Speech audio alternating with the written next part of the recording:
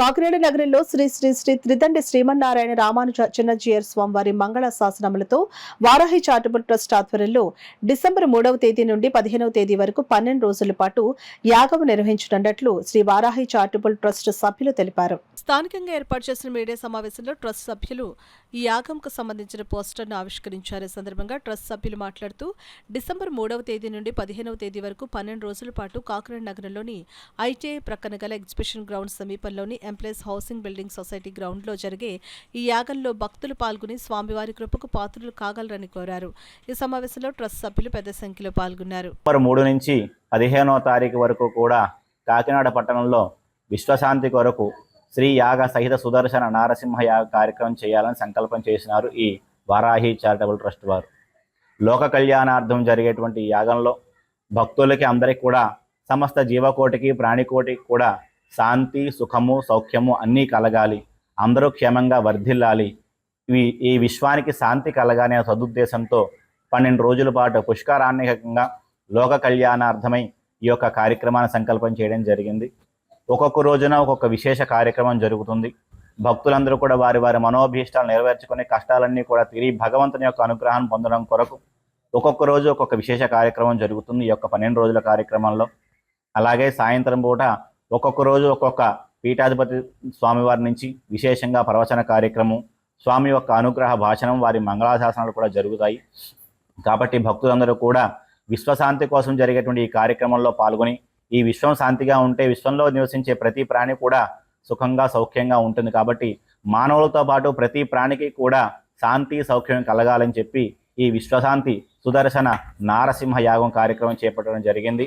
భక్తులందరూ కూడా ఈ విశ్వశాంతి కొరకు సెప్టెంబర్ 27వ తారీఖు నుంచి శ్రీ శ్రీ శ్రీ అష్టాక్షరి సంపత్కున రామాజీర స్వామివారి చేట 108 గ్రామాలలో భిక్షాటన కార్యక్రమం చేసి ఆ ద్రవ్యంతో ఈ యొక్క కార్యక్రమాన్ని, అలాగే భక్తుల యొక్క సహాయ సహకారాలతో ఈ యొక్క కార్యక్రమాన్ని నిర్వహించడం జరుగుతుంది. కాబట్టి భక్తులందరూ కూడా ఈ యొక్క విశ్వశాంతి కొరకు జరిగే కార్యక్రమంలో పాలు పంచుకొని తమ వంతు సహాయాన్ని అందరూ కూడా అందించి స్వామివారి యొక్క అమ్మవారి యొక్క అనుగ్రహాన్ని పొందవలసిందిగా కోరుతున్నాం. ఈ 12 రోజులు కూడా రోజుకొక హోమాన్ని, అలాగే భక్తుల యొక్క కోరికలు తీర్చడానికి ఒక్కొక్క రోజు ఒక్కొక్క హోమాన్ని, వృక్షసేన హోమం అని, సుదర్శన హోమం అని, అలాగే భూ సంబంధిత ఏదైనా కనుక ఇబ్బందులు ఉంటే కనుక భూ వరాహ హోమం అని, అలాగే స్త్రీలకు ప్రత్యేకంగా కోటి పశువు కొమ్ములతో పూజా కార్యక్రమము, అలాగే వెండి పుష్పాలతో రజిత కోటి పుష్పార్చన కార్యక్రమాన్ని నిర్వహించడం విశేషమైనటువంటి కార్యక్రమాలు. దీంట్లో ఈ యొక్క కార్యక్రమాలు చాలా అద్భుతంగా మన కాకినాడ పట్టణంలో జైంటు ఆపోజిట్లో ఉన్నటువంటి ఎంప్లాయీస్ కోఆపరేటివ్ వారి యొక్క బిల్డింగ్ సొసైటీ వారి యొక్క గ్రౌండ్లో ఈ యొక్క కార్యక్రమాలు నిర్వహించడం జరుగుతోంది. ఈ కార్యక్రమాలను ఉద్దేశించుకుని సెప్టెంబర్ 27 నుంచి సంపత్ కుమార్ అష్టాక్షరి జీయర్ స్వామి వారి యొక్క పర్యవేక్షణలో 108 గ్రామాల్లో భిక్షాటన కార్యక్రమం చేయడం జరుగుతుంది. ఈ భిక్షాటన ద్వారా వచ్చే నిధులతోనూ, అలాగే భక్తుల దాతల ద్వారా వచ్చే నిధులతోనూ దాదాపు 2,50,00,000 వ్యయంతో ఈ యొక్క యాగాన్ని నిర్వహించాలని మా కమిటీ వారు ట్రస్ట్ సభ్యులందరూ నిర్ణయించడం జరిగింది.